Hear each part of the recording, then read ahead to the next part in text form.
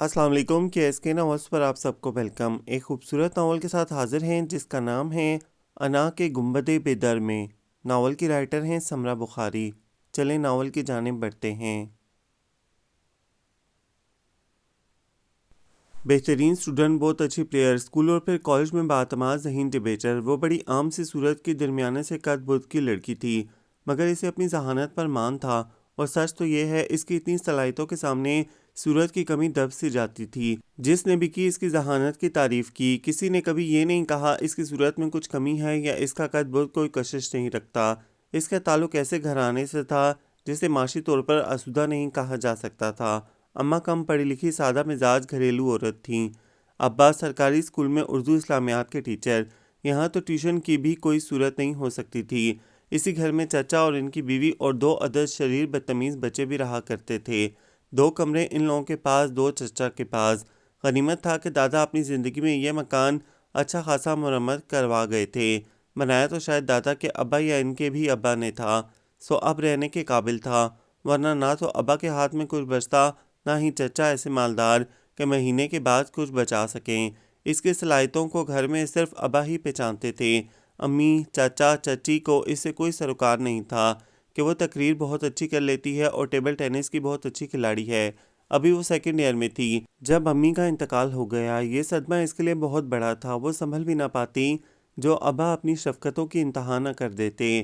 انہوں نے کسی ننھے بچے کی طرح اسے اپنی آغوش شفقت میں سمیٹ لیا، اور یہ ان کی توجہ ہی تھی کہ 1 سال کے عرصے میں وہ سنبھل گئی، اور اس نے ایگزام بھی دے ڈالا، مگر اب وہ پہلے والے خوشباش شوق و شنگ با اعتماد آسیہ حیات نہیں رہ سکی۔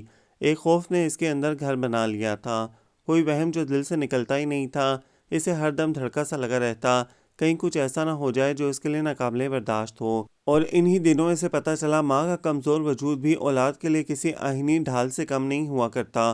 وہ تو اپنے گھر میں رہتی تھی، اپنے باپ کا کھاتی تھی، مگر پھر بھی چچی اٹھتے بیٹھتے اسے کوئی نہ کوئی ایسی بات کہہ جاتی جس کے جواب میں خاموش رہنا بڑا مشکل ہو جاتا تھا، اور وہ اپنے کچھ کاموں کا بوجھ بھی بڑے آرام سے اس کے ساتھ ڈالنے لگی تھیں۔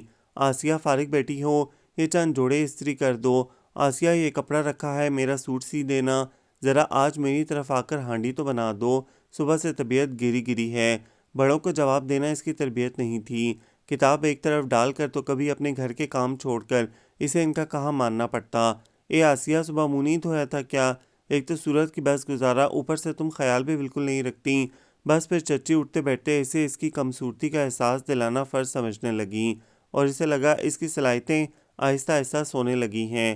وہ بہت عام سی کچے پکے گھر میں رہنے والی تھکی تھکی لڑکی بننے لگی ہے، اور جس روز ابا کو دل کا دورہ پڑا، اس روز سے تو اس کی آنکھوں میں ہر وقت نمی رہنے لگی تھی۔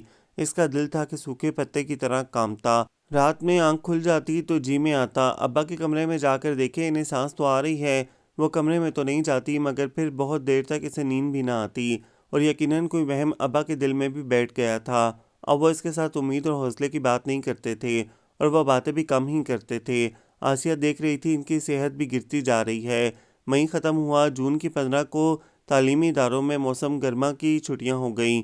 اس نے سکون کا سانس لیا۔ اتنی گرمی میں ابا کا سائیکل چلا کر اسکول جانا اسے بہت فکر مند کرنے لگا تھا۔ یہ تیسری چھٹی تھی۔ اس نے قیمہ بھنڈیاں ابا کی فرمائش پر بنائی تھیں، آٹا گوندھ کر رکھا تھا۔ بیرونی دروازے پر دستک ہوئی۔ ابا گھر پر ہوتے تو اس کا دروازے پر آنا پسند نہیں کرتے تھے، اسی لیے وہ دستک سن کر بھی بیٹھی رہی اور سوچنے لگی، اس بھری دوپہر میں آخر کون آیا ہوگا۔ پھر جب ابا کی کسی کے ساتھ باتیں کرنے کی اور قدموں کی ملی جلی آواز ابھری تو وہ خود کو چھوٹے سے باورچی خانے سے اٹھ کر باہر آنے سے نہ روک سکی۔ ارے یہ ابا کے ساتھ شاندار سا مرد کون ہے؟ آج سے پہلے تو نہیں دیکھا۔ وہ دوپٹہ سلیقے سے اڑتے ہوئے سوچ رہی تھی۔ آسیہ بیٹا سلام کرو، چچا ہوتے ہیں تمہارے، میرے بچپن کے دوست امین احمد صاحب ہیں۔ ابا کے چہرے پر آج بڑے دنوں کے بعد اس نے سچی خوشی کا عکس دیکھا تھا۔ یقیناً وہ ہستی ان کے لیے بہت اہمیت رکھتی تھی۔ اس نے سلام کیا، اور اس سلام کا جواب انہوں نے اتنی محبت اور شفقت سے دیا کہ وہ متاثر ہوئے بنا نہ رہ سکی، اور جب وہ ان کے لیے جلدی جلدی اسکوائش بنا رہی تھی تب بھی اسے ابا اور امین صاحب کے ہنسنے بولنے کی آوازیں سنائی دے رہی تھیں۔ مہمان آئے ہیں کیا؟ چچی ان کے پوشن میں ہونے والی ہر بات سے باخبر رہنے کو ہمیشہ چوکس رہتی تھیں۔ جی ہاں۔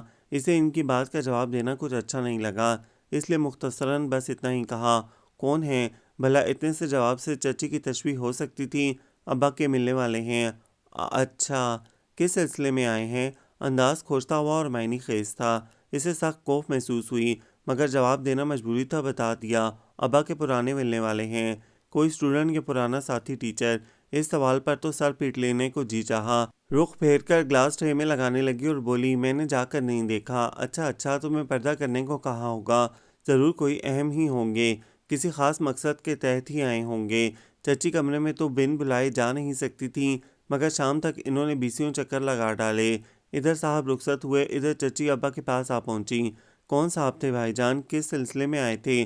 بہت دیر بیٹھے رہے، کیا کچھ خاص مہمان تھے؟ ہاں بھابھی، بہت خاص ہی تھے۔ آسیہ بچے دروازہ بند کر لو، میں کچھ دیر میں آؤں گا، ابا نے کہہ کر چچی کے تجسس کو مزید بھڑکا دیا۔ آسیہ کا جی چاہا، وہ کہکا لگا کر ہنس پڑے۔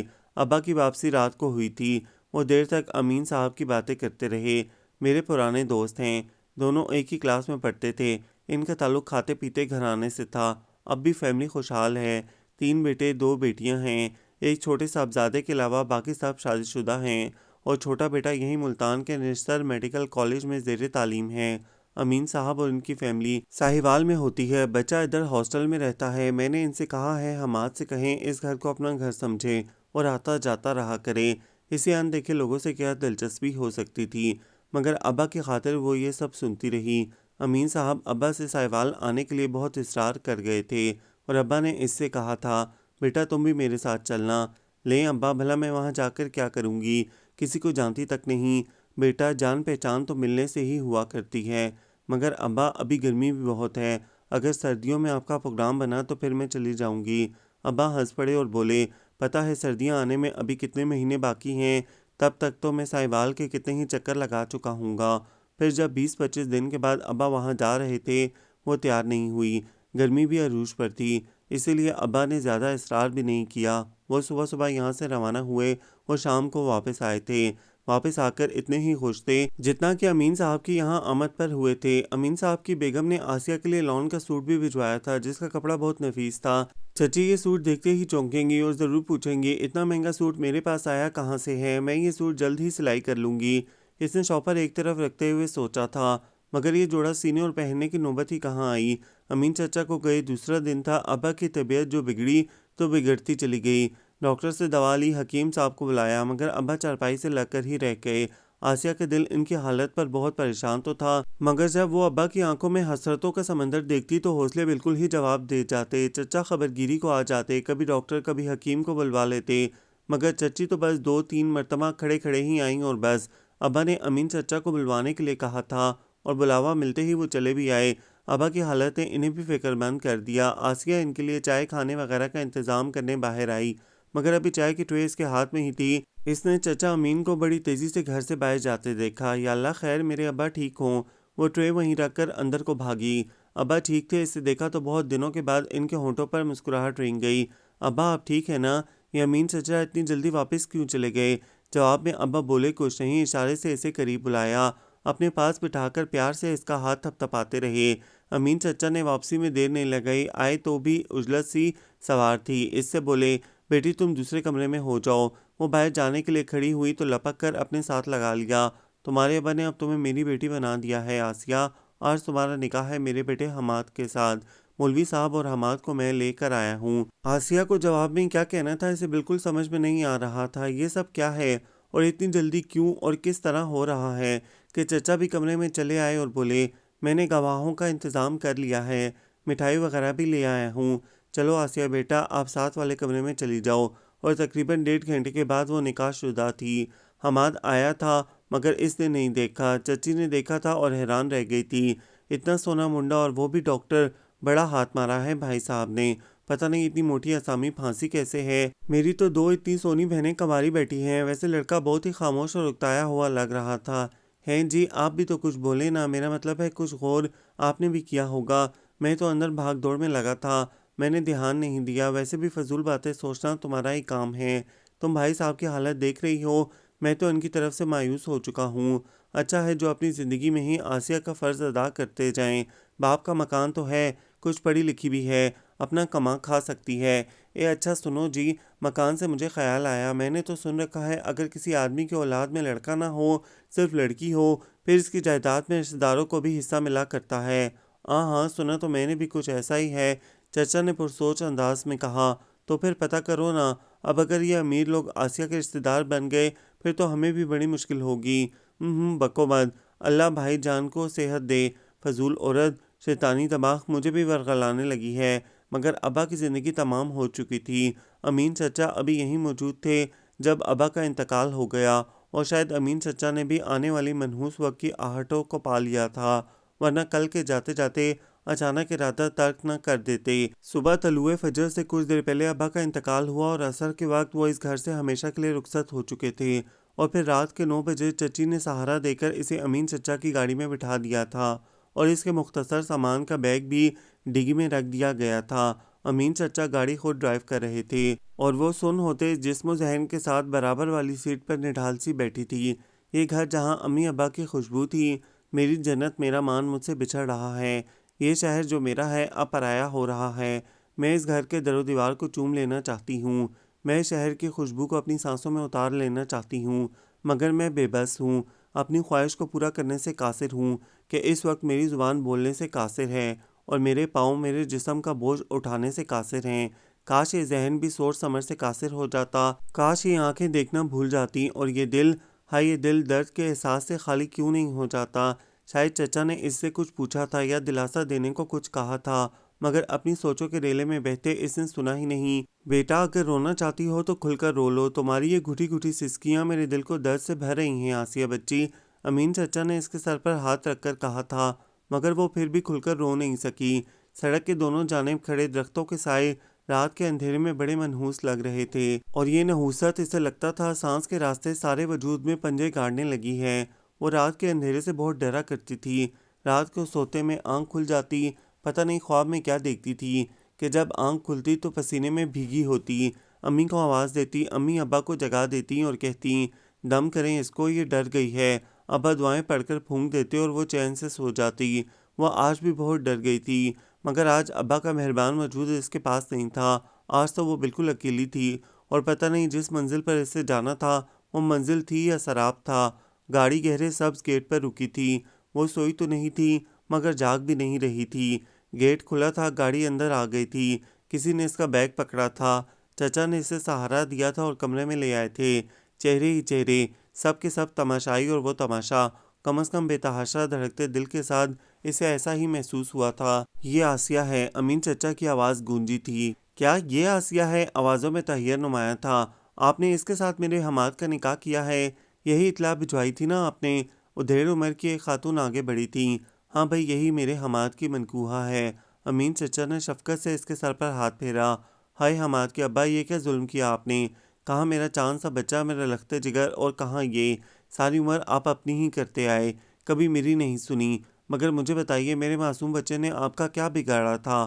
خاتون بری طرح رونے لگیں، اور اس کا جی چاہا وہ جن قدموں پر یہاں آئی ہے انہی پر واپس چلی جائے، مگر اس کے پیر ابھی تک اس کا بوجھ نہیں اٹھا پا رہے تھے۔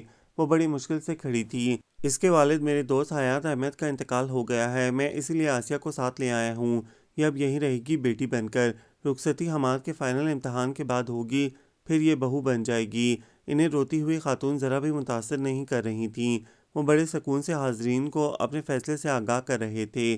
باقی سب جو خاموش کھڑے تھے، ان کے چہرے، ان کی آنکھیں کیا کہہ رہی ہیں؟ آسیہ میں سر اٹھانے کی سکت ہوتی تو ضرور دیکھتی۔ عقیلہ، اس کے لیے کمرہ تیار کرو، یہ بہت غمزدہ بھی ہے اور تھک بھی گئی ہے، فی الحال اپنے کمرے میں ہی لے جاؤ، اور کوئی جوس وغیرہ پلاؤ۔ جی ابا۔ ایک لڑکی آگے بڑھی اور اس کا ہاتھ پکڑ کر ایسے کمرے میں لے آئی جو بہت اچھا اور ٹھنڈا تھا، اور رات کو بہت آرام دہ بستر پر لیٹ کر اس نے اپنے مستقبل کے بارے میں سوچنا چاہا تھا، مگر سوچ نہیں سکی، بس آنسو بہنے لگے۔ وہ اب بھی بلک بلک کر رونے کی خواہش رکھتی تھی، مگر ایسا کر نہیں سکی۔ اگلی صبح اور پھر بہت سی صبحیں تاریک اور اداس۔ ہاں، امین چچا کا وجود غنیمت تھا، وہ اس کا خیال رکھتے تھے اور دلجوئی بھی کرتے تھے۔ گھر کے باقی مکین بھی شاید اچھے ہوتے اگر وہ حماد کی منکوحہ نہ ہوتی۔ پورے 1 ماہ بعد جب اس کا وزن پہلے سے کہیں گر گیا تھا، وہ اپنی ذات کو بالکل ہی فراموش کر کے صرف اور صرف ایک کم صورت لاوارث لڑکی رہ گئی تھی۔ اسے پتہ چلا حماد آ رہا ہے۔ امین چچا کی بیگم، جنہیں اب وہ اٹک اٹک کر چچی کہنے لگی تھی، ایک تو یہ رشتہ اس کے لیے اچھا تجربہ نہ تھا، دوسرے اسے خدشہ بھی تھا کہ شاید یہ ستوہ نہ خوبصورت آنکھوں والی باوقار ادھیڑ عمر خاتون اس سے رشتہ جوڑنا پسند ہی نہ کریں۔ انہوں نے اسے بلایا تھا اور کہا تھا، دیکھو آسیہ، میں بہت نرم دل کی عورت ہوں، تمہارے حالات جان کر مجھے بہت دکھ ہوا ہے، اور تمہیں جب یوں بجھا بجھا اداس دیکھتی ہوں تو بڑا ترس آتا ہے مجھے۔ حماد کی قسمت میں اگر تم ہی لکھی ہو تو پھر میں قدرت سے لڑنے والی کون ہوتی ہوں؟ اب حماد آ رہا ہے، تم اتنے روز اپنے کمرے میں رہنا، مکمل پردہ کرنا، وہ تمہیں باقاعدہ رخصتی کے بعد ہی دیکھے تو اچھا ہے۔ اس سے بھلا کیا اعتراض ہو سکتا تھا؟ اور یوں بھی اس میں اس کی بھلائی تھی، واقعی اس گھر میں اچھے لوگوں کی کمی نہیں تھی۔ حماد کے آنے سے پہلے بہت تیاریاں ہو رہی تھیں، کچن میں نئے نئے کھانے بن رہے تھے، دونوں بہنوں راشدہ اور باسرہ نے اس کا کمرہ صاف کیا، کپڑے استری کر کے وارڈروب میں ٹانگے، لاؤنج کی نئے سرے سے سیٹنگ کی گئی، کچن میں بھابھیوں اور ماں نے کھانے بنائے، اور ہر ایک کام میں، چاہے وہ حماد کے کمرے میں ہو، لاؤنج میں ہو یا کچن میں، وہ بھی شامل رہی کہ اب گھر والوں نے اسے قبول کر لیا تھا۔ وہ ہاتھ پکڑ کر زبردستی گھسیٹ لیتی، ارے کرنا تو یہ سب تمہیں چاہیے، ہم تو تمہارے حصے کا نپٹا رہے ہیں۔ وہ اسے چھیڑتیں، اور بہت دنوں کے بعد اسے لگا اس کے اندر زندگی پھوٹنے لگی ہے، آنکھوں میں رہنے والی دھن چھٹنے لگی۔ بہت دنوں کے بعد اسے سب کچھ صاف دکھائی دینے لگا۔ حماد نے شام کو آنا تھا، اور جوں جوں وقت گزر رہا تھا اس کی دھڑکن ایک نئی تال پر دھڑکنے لگی تھی، اور اسے لگا اس کی چال بھی بدل رہی ہے۔ حماد نے اسے نہیں دیکھا تھا، مگر اس گھر میں تو حماد کی بہت سی تصویریں تھیں، اور اس نے ان تصویروں کو کئی بار سب سے چھپ کر دیکھا تھا۔ حماد آیا اور وہ اپنے کمرے میں مقید ہو گئی، مگر یہ قید اسے بری نہیں لگی۔ بڑے کمرے میں وہ سب اکٹھے ہوئے تھے، باتوں کی آوازیں یہاں تک آ رہی تھیں، اور جب جب ہنسی کی آوازیں آتیں اس کے لب آپ ہی آپ مسکرانے لگتے، اور پھر آتے جاتے حماد کی کوئی نہ کوئی شوق سی بات، اس کی شرارت اسے بھی بتا دی جاتی، اور وہ جھیم بھی جاتی، ہنس بھی پڑتی۔ حماد کو یہاں آئے تیسرا دن ہوگا جب حماد کی چھوٹی بہن باسرہ اس کے کمرے میں آئی تھی اور بولی تھی، باہر آ جاؤ، ہم لوگ چکن ٹکا بنانے لگے ہیں۔ مگر مجھے تو اماں جان نے منع کیا ہے۔ وہ باسرہ کے بلانے پر حیران ہوئی تھی، اور اس نے گھبراہٹ بھی محسوس کی تھی کہ وہ ابھی حماد کا سامنا کرنے کے لیے خود کو تیار نہیں پاتی تھی۔ حماد بھائی گھر پر نہیں ہیں۔ باسرہ بہت سنجیدہ تھی اور عجلت میں بھی تھی، مگر آسیہ نے یہ سب محسوس نہیں کیا۔ یہ سن کر کہ حماد گھر پر نہیں ہے، وہ اس کے ساتھ بلا تعامل چلی آئی، اور ساتھ کے کمرے میں جالی کے دروازے کے پیچھے کھڑے حماد نے اسے پہلی بار دیکھا، وہ جو اس کے والد کی مرضی سے اس کی زندگی میں شامل کر دی گئی تھی، اور حماد کو ان کی جابرانہ حاکمانہ طبیعت سے بچپن ہی سے اختلاف رہا تھا۔ یہ ان کی شخصیت کا روپ تھا کہ وہ کھل کر کبھی مخالفت نہیں کر سکا۔ پھر وہ تو دو بھائیوں سے چھوٹا تھا، اور اس نے امی اور بھائیوں کو باوجود ان کے بہت سے فیصلوں سے اختلاف رکھنے کے ہمیشہ سر تسلیم خم کرتے ہی پایا تھا۔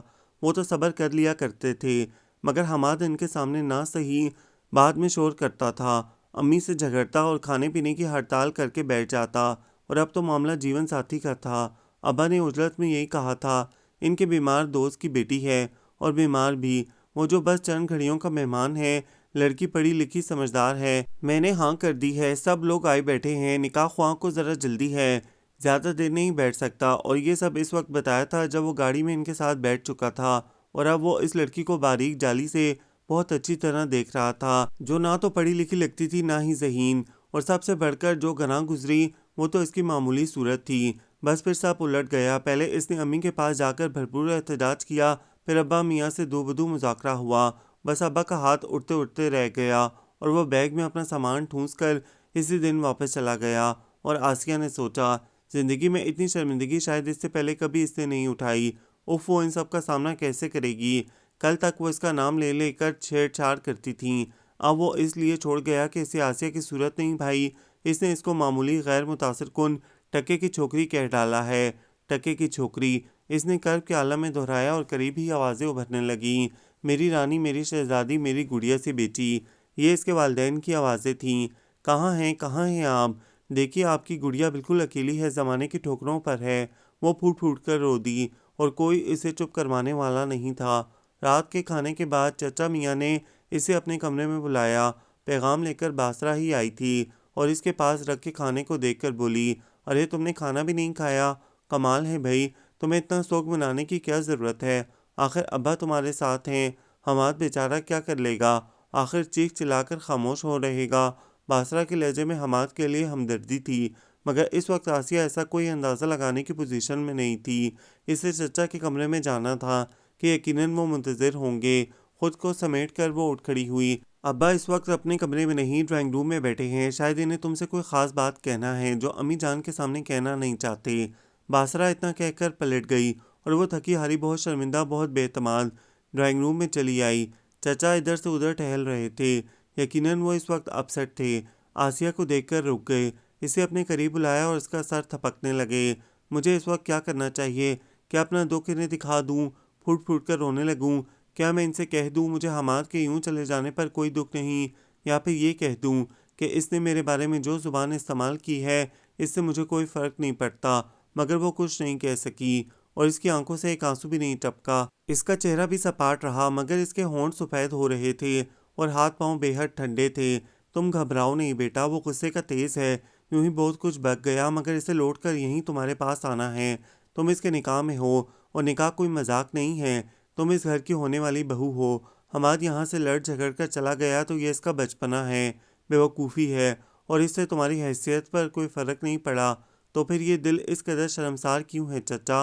और ये सर ऊपर उठाते मुझे दिक्कत क्यों हो रही है? मैं किसी का भी सामना करने से खौफजदा क्यों हूँ? वो ये सवाल करना तो चाहती थी मगर कर नहीं सकी, और वो ये भी नहीं सुन सकी कि चचा तकरीबन आधे घंटे तक इससे क्या बातें करते रहे। जब इन्होंने इसका सर थपक कर ये कहा, अब जाओ अपने कमरे में जाकर सो जाओ, तब कदम ज़मीन पर रखते इससे लगा था ज़मीन साकित नहीं है, झूल रही है। मगर ये भी इसने किसी से नहीं कहा। वो बमुश्किल अपने कमरे में आई, मगर बिस्तर तक नहीं पहुंच सकी, गिर पड़ी। इसे सख्त प्यास महसूस हुई थी और इससे लगा था इसके गले में कुछ अटक गया है। फिर इसे कुछ याद नहीं। ज़हीन स्टूडेंट, अच्छी प्लेयर, बाएतमाद डिबेटर, वालिदैन की लाडली, टीचर्स की चहीती।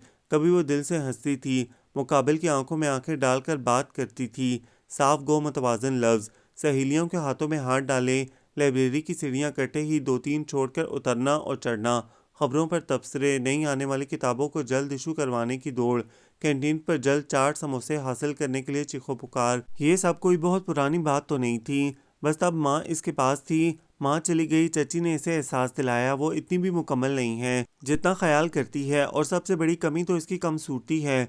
मगर तब अब्बा का साथ था, वो अपनी छत के तले थी। इसके सर पर बाप का मेहरबान हाथ था। मगर ये क्या हुआ? हर खुशी हाथ छुड़ाकर क्यों चली गई? क्या मेरी ज़िंदगी का कोई मसरफ़ है? अल्लाह तूने मुझे ज़िंदा क्यों रखा? अम्मी चली गई, अब्बा चले गए, और मैं इस भरी दुनिया के लिए एक मजाक बनकर रह गई, मिट्टी का एक खिलौना। ये सब इंसान हमारे ही जैसे हैं, मगर ये हमारे नहीं हैं। खून के रिश्ते कितने अहम हैं। ताल्लुक़ की डोर जिस बदनसीब के हाथ से फिसल गई, फिर वो क्या रह गया? कुछ भी नहीं, कुछ भी तो नहीं। हमाद के साथ एक मजबूत रिश्ता है, मगर क्या अब भी इसके लिए है का लफ्ज़ इस्तेमाल किया जा सकता है, जबकि वो छोड़कर जा चुका है? जी चाहता है हर एक से कहूँ, मिन्नत भरे अंदाज में कहूँ, मुझे गले लगा लो, मैं अकेली हूँ, मुझे अपना लो, मुझे तहफ़्फ़ुज़ दे दो, मेरे दुख चुन लो। बेहिस है सक जान, जैसे सूरज पर ठीकरे बरसते हैं ऐसा ही दिल भी है। देखो हुआ इस पर कोई असर? मैंने तो इसे रोते भी नहीं देखा। हमाद के निकाह में थी, वो छोड़कर चला गया। इसे तो बिस्तर से लग जाना चाहिए था। जब यहाँ आई थी इसी रोज़ बाप मरा था, मगर हमने इसे यहाँ आने के बाद एक दिन भी रोते नहीं देखा। चुप चुप रहती है, घुनी मीसनी, कहती है पढ़ी लिखी हूँ। मेरा ख्याल है यही कोई 5-6 तक पढ़ी होगी। इन जैसी गुर्बत की मारियों के लिए इतनी जमातें ही काफ़ी होती हैं। अब्बा कहते हैं इनके किसी दोस्त की बेटी है। मुझे यकीन नहीं आता। कोई राश मजदूर भला अब्बा का दोस्त हो सकता है? इसकी शक्ल बताती है किसी बड़े घर की नहीं है, और फिर काम भी कैसे सलीके से करती है। माँ ने बस यही कुछ सिखाया होगा। ये तबसरे चुपके चुपके किए जाते थे इसी घर के किसी हिस्से में, कभी बड़ी भाभी के कमरे में, कभी छोटी वाली के कमरे में, कभी रास्ता और बासरा के कमरे में, कभी किचन में, कभी बालकोनी में, और वो भी इसी घर में रहती थी। कभी बड़ी भाभी के कमरे के सामने बरामदे में बैठी दाल चुनती हुई, कभी धुले हुए कपड़ों के ढेर से छोटी भाभी के कपड़े अलग करके इनके कमरे में लाती हुई, कभी यहाँ काम कभी वहाँ काम। दिन बहुत मसरूफ़ गुजरता, मगर जहन पर जो बोझ था वो साथ साथ है, दुख थकन पर हावी था। चची जान ने बासरा को कमरे में बुलवाया था और करीम अहमद का मोबाइल नंबर मिलाने को कहा था। करीम अहमद चची बेगम के छोटे बहनोई थे, लाडली बहन नजमा के शोहर। अक्सर ये दोनों मियाँ बीवी यहाँ आते रहते थे, मगर ये इत्तेफाक ही था कि जब से आसिया यहाँ आई थी इनका आना नहीं हुआ। پہلے کچھ کاروباری الجھنیں رہیں، پھر کریم احمد کی والدہ بیمار پڑ گئیں۔ اب یہ دونوں میاں بیوی آ رہے تھے اور چچی بیگم نے رات کے کھانے، شام کی چائے دونوں کے لیے ہدایات جاری کر دی تھیں، اور کاموں کا بہت سا بوجھ آسیہ کے لیے تھا۔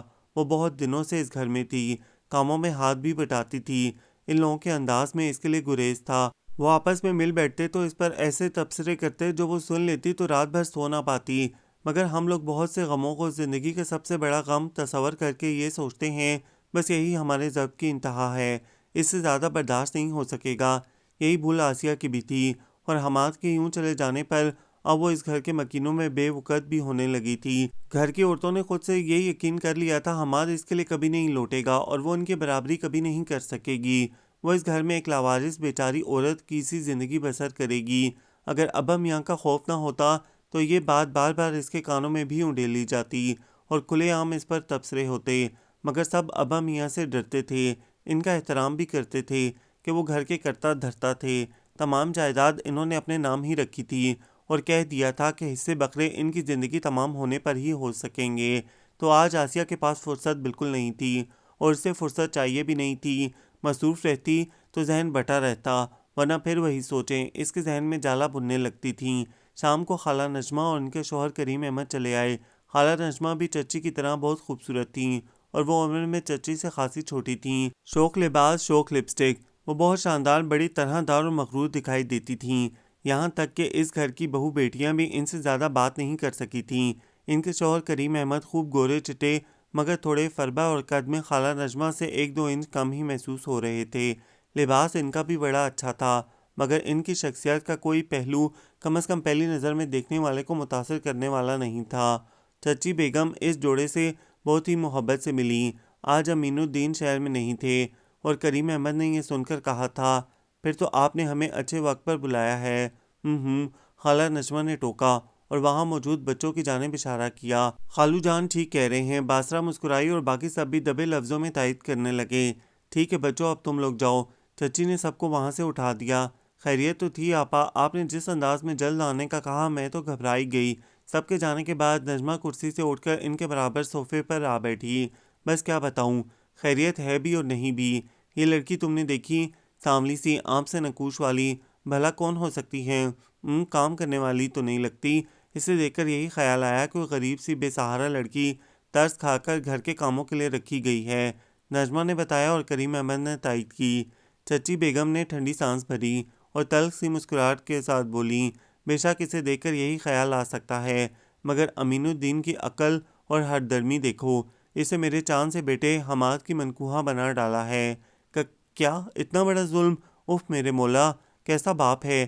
یعنی کہ آپا جان اپنے ہی بیٹے سے دشمنی، اپنے ہی لخت جگر پر ستم۔ کریم احمد اسے مخصوص انداز میں دونوں ہاتھوں کو آپس میں رگڑتے حیرت اور دکھ کا اظہار کر رہے تھے، جبکہ نجمہ بیگم ہونٹ بھینچے غصے اور دکھ کی تصویر بنی بیٹھی تھیں۔ چچی بیگم نے انہیں تفصیل سے سب بتا ڈالا، جسے سن کے نجمہ خالہ کا غصہ بڑھتا ہی گیا۔ کتنا ظلم ہو گیا میرے چاند پر، اور اس نے بہت اچھا کیا جو اس کی صورت دیکھتے ہی یہاں سے چلا گیا۔ بھلا یہ اس کے قابل ہے؟ میں تو کہتی ہوں دھکے دے کر نکال باہر کریں، یہاں کوئی دارالمان تھوڑی کھلا ہوا ہے۔ نجمہ بیگم، آپ یہ سب کہتے اپنے بہنوئی کو کیوں بھول رہی ہیں؟ مجھ میں اور آپ کے بہنوئی صاحب کے مزاج میں زمین آسمان کا فرق ہے۔ آپا بیگم ان کے فیصلے سے انحراف نہیں کر سکتی۔ ٹھیک کہتے ہو کریم، مگر میں اس سنگ دل شخص کے غلط فیصلے پر اپنے بیٹے کی زندگی بھی برباد نہیں کر سکتی۔ ایک تو وہ خوبصورت ہے، خوبصورت چیزوں کو ہمیشہ سے پسند کرتا رہا ہے، اور سب سے بڑی بات کہ وہ پڑھا لکھا ہے، اور اس لڑکی سے میں نے اس موضوع پر کبھی تفصیلی بات نہیں کی، اور سچ تو یہ کہ اس سے زیادہ بات کرنے کو جی ہی نہیں چاہا، مگر اسے دیکھ کر اندازہ ہوتا ہے کہ زیادہ پڑھی لکھی نہیں ہوگی، میٹرک بھی کیا ہو تو بڑی بات ہے۔ اس وقت آسیہ چائے لے کر آ رہی تھی اور یہ سب سن کر کمرے سے باہر ہی رک گئی۔ پھر باسرہ سے بڑی راستہ ادھر سے گزری تو ٹرالی اس کے سامنے کر کے کہا، تم لے جاؤ، میں ابھی کچن میں کچھ کام کر رہی ہوں۔ ٹھیک کہتی ہو آپا، میٹرک کیا بھی ہوگا تو چھولے دے کر، کسی گندے سنے گورنمنٹ اسکول میں نقل کر کے پاس ہونے والی غربت جاہل بدصورت لڑکی، بھلا یہ اس گھر کی بہو بننے کے لائق ہے؟ نجمہ غصے میں کچھ نہ کچھ کہے جا رہی تھیں۔ حماد نے فون کیا تھا مجھے، وہ یہاں واپس نہیں آنا چاہتا اور کہتا ہے اب مجھے پاکستان میں بھی نہیں رہنا، باہر جانا چاہ رہا ہے۔ اس سلسلے میں اس کا ایک دوست اس کی پوری مدد کے لیے تیار ہے، بس میرے بچے کو چند لاکھ روپوں کی ضرورت ہے۔ رقم میرے پاس موجود ہے، میں نے تم دونوں کو اسی لیے بلایا ہے کہ یہ پیسے لے لو، حماد کا ایڈریس بھی دے دیتی ہوں، اس تک پہنچا دینا، میں تم دونوں کی بہت شکر گزار ہوں گی۔ اور دیکھو، یہ سارا کام رازداری سے ہونا چاہیے، ہم تینوں کے علاوہ کسی کو پتہ نہیں لگنا چاہیے۔ آپ فکر کیوں کرتی ہیں آپا؟ آپ نے تو یہ خبر سنا کر مجھے خوش کر دیا ہے، حماد سے ملوں گی تو اس کا ماتھا چوم لوں گی۔ جیدار مرد ایسا ہی کیا کرتے ہیں۔ پیسے آپ فوراً مجھے دے دیں، اور اگر حماد کے لیے یہ رقم کم ہوئی تو میں اپنی طرف سے چیک کاٹ کر دے دوں گی۔ اس بات پر کریم احمد نے پہلو بدلا، مگر بولے کچھ نہیں۔ فاخرہ امین الدین نے اسی وقت اٹھ کر سیف سے لاکھوں روپے نکال کر احتیاط سے لفافے میں ڈال کر انہیں دے دیے۔ پھر یہ لوگ رکے نہیں۔ کریم احمد کو تو کھانا کھا کر جانے کی خواہش تھی، مگر نجمہ اب ہوا کے گھوڑے پر سوار تھیں۔ آنے والے 15 دن فاخرہ امین الدین، باسرہ اور نجمہ کے لیے بڑے اہم تھے، اور وہ تینوں کو چپ مگر ہوشیار چوکنی سی دکھائی دیتی تھیں۔ سیل فون چچی بیگم کے ہاتھ میں ہی رہتا۔ اگر امین الدین گھر پر اور کمرے میں ہوتے تب یہ سیل فون باسرہ لے لیتی۔ نجمہ اکثر چکر لگا لیتی۔ واپسی پر کریم احمد انہیں لینے کے لیے آتے اور رات کا پرتکلف کھانا یہیں کھاتے۔ آسیہ اکثر کچن میں پائی جاتی، مگر اس کے علاوہ کوئی اس سے اپنا ذاتی کام نہیں لیتا تھا کہ ایک تو ابا میاں کا ڈر، دوسرے وہ بہرحال حماد کی منکوحہ تھی، اور سب انتظار میں تھے باپ بیٹے کے درمیان جو کشیدگی ہے اس کا حل کیا ہوگا، اور اس جنگ میں فتح کس کی ہوگی۔ حماد اگر ضدی اور ماں بہنوں کا لاڈلا تھا تو وہ اس کے باپ تھے، باپ بھی وہ جس نے پیسے کی طاقت کو اپنے ہاتھ میں رکھ کر سب کو سر جھکانے پر مجبور کر دیا تھا۔ مگر 15 دن بعد جب حماد کا فون آیا کہ وہ UK پہنچ چکا ہے اور اسے اب ابا کے پیسوں کی کوئی ضرورت نہیں اور وہ آزاد خود مختار ہے، تو گھر بھر میں سنسنی دوڑ گئی۔ فاخرہ بیگم اور باسرہ کے سر سے بڑا بوجھ اترا، اور یہ بوجھ امین الدین کے دل پر آ پڑا۔ کتنے اعتماد سے انہوں نے مرتے ہوئے دوست کو یقین دلایا تھا اب اسے پیچھے رہ جانے والی بیٹی کے لیے فکرمند ہونے کی ضرورت نہیں ہے، وہ ان کے گھر میں بہو بن کر راج کرے گی۔ اتنی نافرمانی، ایسی سرکشی، اس لڑکی کو پرکھا تو ہوتا، کیا باپ ہو کر میں ناانصافی کر سکتا ہوں؟ یہ صرف پڑھی لکھی نہیں، باشعور بھی ہے، سالوں سے غم کی آندھی میں جی رہی ہے، ماں کے جانے سے اکیلی رہ گئی ہے۔ اسے تو پیار چاہیے تھا، پھر دیکھتا یہ کیسے خوبصورت رنگوں میں نہا جاتی، اسے اعتماد دیتا، یہ تیرے ساتھ قدم سے قدم ملا کر چلنے لگتی۔ مگر حماد نے ضد لگا لی اور ایک زندہ وجود کو مذاق بنا دیا۔ امین الدین کو ہارٹ اٹیک ہوا تو اسے لگا اب دنیا میں کہیں امان نہیں ملے گی۔ اس نے رو رو کر ان کی زندگی کی دعا کی اور خدا کو یہ بھی یاد دلایا وہ اسی طرح ماں کے لیے روئی تھی، اس نے باپ کی زندگی کی بھی بھیک مانگی تھی، اب تو سن لے، اور خدا نے اس کی سن لی۔ وہ اسپتال سے گھر آ گئے مگر کمزور اور ٹوٹے ہوئے۔ پھر جب چلنے پھرنے کے قابل ہوئے تو زمینوں پر گئے، جائیداد کا حساب دیکھا اور جائیداد ان سب میں بانٹ دی۔ ہاں، حماد کو کچھ نہیں دیا، اور اس بات پر فاخرہ بیگم نے بہت واویلا مچایا۔ دونوں بیٹے خاموش رہے، اس پر وہ اپنے بیٹوں پر بھی خفا ہوئے۔ اگلے روز آسیہ کو لائبریری میں بلا کر اسے ایک چھوٹا سا بکس دیا اور کہا، بیٹا یہ تمہارے لیے ہے، میں بوڑھا آدمی کب تک تمہاری حفاظت کر سکوں گا، پیسہ بھی محافظ ہوا کرتا ہے، یہ کچھ زیور ہے، یہ شاید کبھی تمہارے کام آ سکیں، اور تم دل چھوٹا نہ کرو، اپنی ادھوری تعلیم مکمل کرو، میں اس ناہنچار سے خلا لوں گا اور تمہاری شادی کسی اچھی جگہ کر دوں گا۔ اس نے کمرے میں آ کر بکس کھولا اور ہاتھ کام سے گئے، سونے کی 12 چوڑیاں، ایک پورا سیٹ، اور اس کے علاوہ بھی چھوٹی چھوٹی کئی چیزیں، شاید ہر انگلی کی انگوٹھی تھی، اور کان میں ڈالنے کے لیے لمبے آویزے ہی نہیں، ٹاپس بھی تھے۔ یہ چیزیں تو اچھی خاصی مالیت رکھتی ہوں گی، میں انہیں کہاں سنبھالوں؟ اور چچا میاں نے کہا ہے کہ اس کی کسی کو خبر نہیں ہونی چاہیے، اور جو کوئی دیکھ بھی لے تو کہہ دینا یہ میری ماں نے میرے لیے بنوائے تھے۔ اس نے کپڑوں کی الماری میں اپنے چند جوڑوں کے پیچھے چھپا کر رکھ دیا۔ چچا امین الدین شاید بہت ہی انا پرست تھے، جو بیٹے کی طرف سے دیا جانے والا یہ جھٹکا کوشش کے باوجود برداشت نہیں کر سکے۔ ابھی نے اپنی بیٹیاں بیاہنی تھیں، اور آسیہ کے لیے تو انہوں نے بہت کچھ سوچ رکھا تھا، مگر وہ بس اتنا ہی کر سکے کہ اس کا ایڈمیشن 4th ایئر میں کروا دیا، اور سب کو حیران کر دیا کہ سب اسے زیادہ سے زیادہ 3rd ڈویژن میٹرک پاس لڑکی ہی تصور کیے بیٹھے تھے۔ وہ چلے گئے اور آسیہ کے حوالے سے دیکھے ان کے خواب بھی ساتھ ہی چلے گئے۔ وہ سوچ رہی تھی اب ٹھکانہ کیا ہوگا۔ وہ ان زیورات کی وجہ سے تھوڑی بااعتماد ضرور ہو رہی تھی کہ وہ ہاسٹل میں فیس دے کر رہ سکتی تھی، اور امین چچا کی اس مہربانی پر ان کی بہت شکر گزار تھی، اور یہ شکر ان کے لیے اللہ سے جنت مانگ کر ہی ادا کر سکتی تھی جو اس نے کیا۔ مگر ہاسٹل جانے کی نوبت ہی نہیں آئی کہ انسان مستقبل میں کہاں جھانک سکتا ہے۔ وہ سوچ بھی نہیں سکتی تھی اس گھر کو اس کی اتنی ضرورت بھی پڑ سکتی ہے۔ شوہر کے انتقال کے بعد بلڈ پریشر اور شوگر کا شکار فاخرہ بیگم خالص کے حملے کا شکار ہو گئیں اور انہیں سنبھالنے کے لیے سب نے جس کی طرف دیکھا وہ آسیہ تھی۔ آسیہ نے بھی خدمت سے جی نہیں چرایا اور پھر کسی کو یہ سوچنے کی ضرورت نہیں پڑی کہ اب اس فالتو لڑکی کا کیا کیا جائے۔ کالج میں ایڈمیشن ہو چکا تھا، یہ اس کے حق میں بہت بہتر ہوا کہ اب وہ کچھ دیر کے لیے اس ماحول سے دور ہو جاتی تھی۔ یہاں اب کوئی اس سے کڑوا تو نہیں بولتا تھا، مگر اپنائیت بھی تو کسی کے انداز میں نہیں تھی، اور پتہ نہیں یہاں ایسا کیا تھا جو وہ کبھی اپنی خوبصورت ہنسی نہیں ہنس سکی اور کبھی دل سے کوئی بات نہ کر سکی، اور نہ ہی کسی کی دلچسپ بات نے اس کے قدم روکے۔ وہ کبھی ان کی محفل میں نہیں بیٹھی۔ باسرا بہت ہنسمکھ تھی، باتیں بنانے ہنسنے ہنسانے کے فن سے واقف۔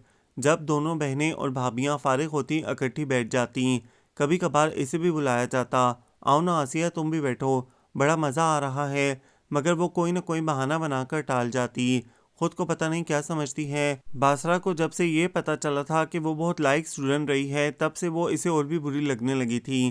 میرے بھائی کو دور کرنے والی کالی چڑیل، منحوس کالی بلی، وہ اس کے سامنے تو یہ سب نہیں کہتی تھی، مگر پیٹھ پیچھے برا بھلا کہنے سے باز نہیں رہتی تھی۔ بہت محنت کر رہی ہے آسیہ، امی جلد ٹھیک ہو جائیں گی۔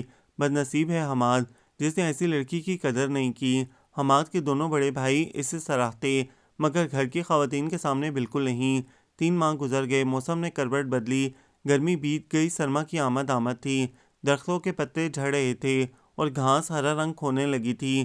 دن کے بیشتر حصے میں ہلکی ٹھنڈک والی گرد آلود خشک ہوائیں چلتی رہتیں۔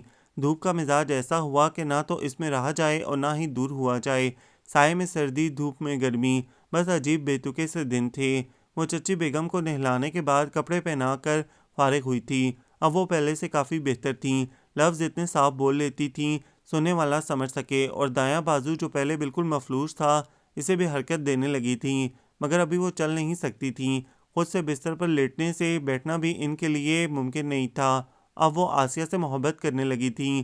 صبح آسیہ انہیں کھانا کھلا کر کالج جاتی تھی اور جب تک وہ واپس نہیں آ جاتی فاخرہ بیگم اس کے منتظر رہتیں۔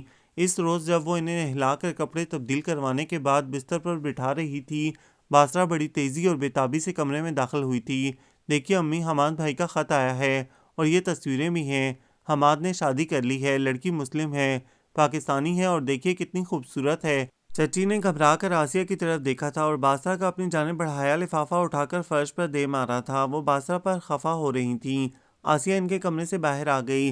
آسیہ چچی، ممانی، آسیہ بھابی، آسیہ، سب ہی رشتے اس شخص کے حوالے سے جس سے اس کا کوئی تعلق نہ تھا، زبردستی کی منقوحہ۔ شاید یہ رشتہ بھی حماد کی شادی کے بعد ختم ہو جاتا جو فاخرہ بیگم آڑے نہ آ جاتیں۔ انہوں نے فون پر حماد سے وعدہ لیا تھا وہ آسیہ کے نام کے ساتھ ہمیشہ اپنا نام جڑا رکھے گا، اور اسے بتایا تھا کہ اب وہ اسے بہو تسلیم کر چکی ہیں، اور وہ سب کچھ کہ اب انہیں آسیہ کی کس قدر ضرورت ہے۔ جس کے بعد حماد نے کہا تھا کہ میں صرف آپ کی خاطر اسے طلاق نہیں دوں گا، بس پھر امی جان نے گھر بھر میں اعلان کر دیا تھا آسیہ آج سے اس گھر کی بہو ہے، مجھے حماد کی دوسری بیوی سے کچھ نہیں لینا دینا۔ آسیہ کو انہی رشتوں سے پکارا جائے جو اس کا حق ہے۔ اب تو 13واں برس شروع ہو چکا تھا، اسے چچی، ممانی، بھابی، آسیہ بنے ہوئے۔ راجدہ بیاہ کے 12 سال پہلے اپنے گھر چلی گئی تھی۔ 8 سال باسرا کی شادی کو ہونے لگے تھے، مگر باسرا کا تعلق شادی کے بعد بھی اس گھر سے مضبوط تھا۔ وہ اکثر آتی جاتی رہتی تھی کہ اس کی پیدائشی معذور بیٹی اس گھر میں آسیہ کی گود میں پل رہی تھی۔ اب اس کے 2 بیٹے بھی تھے، دونوں صحت مند، خوبصورت، مگر پہلوٹی کی اولاد۔ یہ اکلوتی بیٹی اس کی جان کا روگ تھی، اور اب وہ آسیہ کی ممنوع تھی جس نے اس بچی کو اپنی شفقت بھری آغوش میں لے لیا تھا۔ فاخرہ بیگم کی کمزور صحت اور معذوری، یہ بچی جو نہ بول سکتی تھی نہ سن سکتی تھی، اور جس کے لیے یہ ممکن نہیں تھا کہ کمزور ہاتھ پاؤں کو استعمال میں لا سکے۔ اہل خانہ کے نزدیک آسیہ ہی تھی جو سب سے زیادہ فارغ تھی، اس لیے اس کے ذمے کئی کام تھے۔ وہ سلائی جانتی تھی تو لڑکیاں گھر میں استعمال کے کپڑے اکثر اس سے سلوا لیتیں، اور دونوں بھابیاں تو خیر ہر کپڑا ہی اس سے سلواتی تھیں۔ کپڑے دھل چکتے تو انہیں تہ لگا کر سب کے کمروں میں جگہ پر رکھنا اس کی ذمہ داری کہ ملازمہ صرف دھلائی کے پیسے لیتی تھی اور بس دھلائی ہی کرتی تھی۔ کھانا ٹیبل پر لگ تو جاتا تھا، مگر بعد میں برتن اٹھانا اور دھو کر رکھنا اس کی ذمہ داری تھی۔ جب وہ اس گھر میں آئی تھی یہ بچے ابتدائی کلاسز میں پڑھتے تھے، اب جوان ہو رہے تھے، اور انہیں آسیہ کی زندگی کی اس مختلف سی کہانی میں بڑی دلچسپی تھی۔ خاص کر لڑکے جب کبھی اس کے پاس اکٹھے ہوتے تو مذاق میں پوچھتے، آپ کو ہمارے چچا یاد تو آتے ہوں گے، سچ بتائیں ان کی تصویر آپ نے الماری میں چھپا کر رکھی ہے نا؟ اگر لڑکیاں بھی موجود ہوتی تو کہتی آپ کا جی تو چاہتا ہوگا دلہن بنے، خوبصورت کپڑے پہنے، اور وہ ان سوالوں سے بہت الجھن محسوس کرتی اور کبھی جواب میں ایک لفظ بھی نہ کہتی۔ آپ بہت خاموش رہتی ہیں، بڑی ہی سادہ ہیں۔ امی بتاتی ہیں ہمارے چاچو تو بہت زندہ دل ہیں، ایک دم سے باتونی، محفل پر چھا جانے والے۔ آپ دعا تو کرتی ہوں گی وہ اپنی بیگم کو چھوڑ دیں، پاکستان آ جائیں آپ کے پاس۔ وہ یہ سوال سن کر کسی کام کے یاد آنے پر اٹھ کر چلی جاتی۔ بہت بزدل ہیں آسیہ چچی، جبھی تو ایسی زندگی گزارنے پر راضی ہو گئیں، میرے جیسی ہوتی تو کبھی یہ سب قبول نہ کرتی۔ یہ بڑے بھیا کی مونا تھی جس کی آواز کمرے سے نکلتے ہی اس کے کانوں میں پڑی تھی، اور ایک بار روبی نے کہا تھا بزدلوں کے لیے اس دنیا میں کوئی جگہ نہیں۔ آسیہ چچی کی زندگی سے میں نے یہی سبق حاصل کیا ہے۔ وہ سب اپنی دوستوں کو گھر بلاتے تو آسیہ سے ضرور ملواتے اور اس کی کہانی بھی ضرور سنائی جاتی۔ پھر حماد اور اس کی بیوی بچوں کی تصاویر دکھائی جاتی۔ حماد کے 2 بیٹے تھے اور اب تو اس کی تصویر جس میں وہ اپنی بیوی اور بچوں کے ساتھ تھا اس گھر کے بڑے کمرے میں بنی شیشے کی الماری میں بھی سج گئی تھی، جہاں فیملی کے دوسرے ممبران کی بھی تصاویر تھیں۔ اس کی دوسری بیوی شروع سالوں میں آنے والی تصویروں میں خاصی سمارٹ تھی، پھر سال بہ سال پھیلتی گئی۔ اب اس برس آنے والی تصویر کو دیکھ کر تو ینگ پارٹی نے بلند آوازوں میں کہا تھا آسیہ چچی اس آٹے کی بوری سے کہیں بہتر ہیں، دبلی پتلی سمارٹ، اس عمر میں بھی ان کے چہرے پر معصومیت ہے، اور یہ کہنا مناسب ہوگا کہ وہ پہلے کی نسبت اب زیادہ اچھی لگنے لگی ہیں۔ یہ اندر کی خوبصورتی ہے جو اب ان کے چہرے پر جھلکنے لگی ہے۔ یہ بات چھوٹے بھیا کے عدیل نے کہی تھی اور سب نے اس سے اتفاق کیا تھا۔ نجمہ خلا اب بھی آتی تھیں، اتنی ہی مغرور اور بے رحم، اور ان کے شوہر کریم احمد صاحب پہلے سے زیادہ شاطر، بے حس اور ایکٹر۔ بیوی کو محبت کا بے پناہ یقین دلا رکھا تھا، وہ قسم کھا کر کہہ سکتی تھیں اس کا شوہر اس کی خاطر جان بھی دے سکتا ہے۔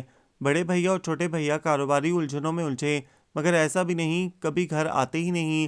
یہ 13 سال جو اس نے یہاں گزارے وہ ان کی شرافت کی گواہ اور دل سے مشکور تھی۔ حماد نے تو اسے اپنا نہیں مانا، مگر ان دونوں بھائیوں نے اسے ہمیشہ چھوٹے بھائی کی عزت سمجھا اور اس کے ساتھ شائستگی سے بات کی، مگر کریم احمد کا آنا اس کے لیے الجھن اور خوف کا باعث بنتا تھا۔ وہ اس شخص کی آمد پر کہیں چھپ جانا چاہتی تھی، مگر یہ ممکن نہیں تھا کہ اس کے ذمے بہت سے کام تھے جو اسے ٹائم پر پورے کرنے ہوتے تھے۔ ان طویل برسوں میں خوشی نے اس کے در پر 3 بار دستک دی تھی، جب چچا اس سے ملنے کے لیے آئے تھے۔ پہلی بار جب وہ آئے اسے یہاں آئے 4تھا سال تھا۔ وہ اس روز بہت تھک گئی تھی، اسے بخار بھی تھا، مگر ابھی اس کی ذمہ داریوں میں سے بہت سی باقی تھیں۔ وہ کوئی بھی کام ادھورا چھوڑ کر بستر پر نہیں لیٹ سکتی تھی۔ تب باسرہ بھی یہاں تھی اور اس کی کڑی نگرانی اس نے خود بخود اپنے سر لے لی تھی۔ چچا آئے تو شام ہونے کو تھی اور اس گھر کے مکین چائے سے لطف اٹھا رہے تھے۔ بیرونی برآمدے میں وہ ان سے بہت بےتابی سے ملی تھی اور ان کے سینے پر سر رکھ کر دیر تک روتی رہی تھی، پھر چچی سے اجازت لے کر انہیں اپنے کمرے میں لے آئی تھی۔ میں تو تیرے لیے کچھ اور ہی سوچ کر آیا تھا بیٹا، تو ایک بڑے آدمی کے ساتھ گاڑی میں بیٹھ کر رخصت ہوئی تھی جس کے بیٹے سے تیرا نکاح ہوا تھا۔ گھر تو بہت بڑا ہے اور اچھا ہے، میری سوچ کے مطابق ہی ہے، مگر تیرا حال وہ نہیں جو میں نے سوچا تھا۔ اس نے کچھ نہیں چھپایا، سب کہہ دیا۔ تو واپس آ جاتی بیٹا، آخر وہاں تیرا گھر ہے۔ کیسے آ جاتی؟ میں تو آج آپ کو یہاں دیکھ کر حیران ہوں چچا۔ ہاں تم ٹھیک کہتی ہو بیٹا، شاید وہاں آ کر بھی تم سکھی نہ رہتی۔ تمہاری چچی کے دل میں اگر رحم آنا ہوتا تو تب بھی وہ اپنا رویہ تمہارے ساتھ اچھا رکھتی جب بھابھی اس دنیا سے رخصت ہوئی تھیں، مگر وہ عورت پتھر کا کلیجہ رکھتی ہے۔ چچا شاہین اور سجاد کیسے ہیں؟ اس نے چچا کے دونوں بچوں کے بارے میں پوچھا۔ اچھے ہیں، ٹھیک ہیں۔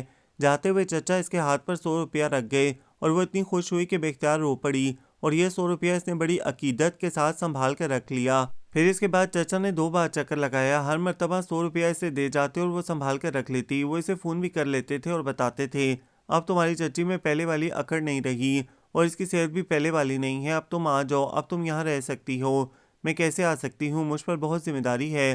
وہ چچی اماں اور باسرہ کی بیٹی ببلی کو دیکھتی اور کبھی یہاں سے جانے کا فیصلہ نہ کر پاتی، مگر جب شاہین کی شادی تھی تب چچا اسے لینے آ گئے تھے۔ 1 ہفتہ؟ نہیں، یہ تو بہت زیادہ ہے۔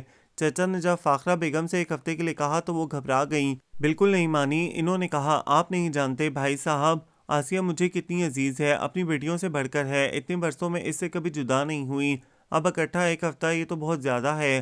اچھا بیگم صاحبہ، 4 دن کے لیے لے جانے کی تو اجازت دیں۔ اور بیگم صاحبہ کو بادل نخواستہ حامی بھرنا پڑی۔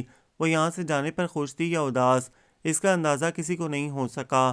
ویسے وہ تو آج تک اس کے مزاج کے کسی بھی موسم کا اندازہ نہیں لگا سکے تھے۔ فاخرہ بیگم نے 2 نئے سوٹ اس کے لیے اور 2 ہی قیمتی سوٹ شاہین کے لیے دے کر روانہ کیا۔ وہ 4 دن کے لیے گئی تھی، 4 دن کے بعد ہی واپس آ گئی کہ چچی اتنی بیمار نہیں تھی جتنا اس نے سمجھ لیا تھا، اور ان کی زبان کی دھار بھی وہی پہلے جیسی تھی۔ پتہ نہیں چچا نے کیا سوچ کر چچی کو اس کے حالات سے آگاہ کر دیا تھا۔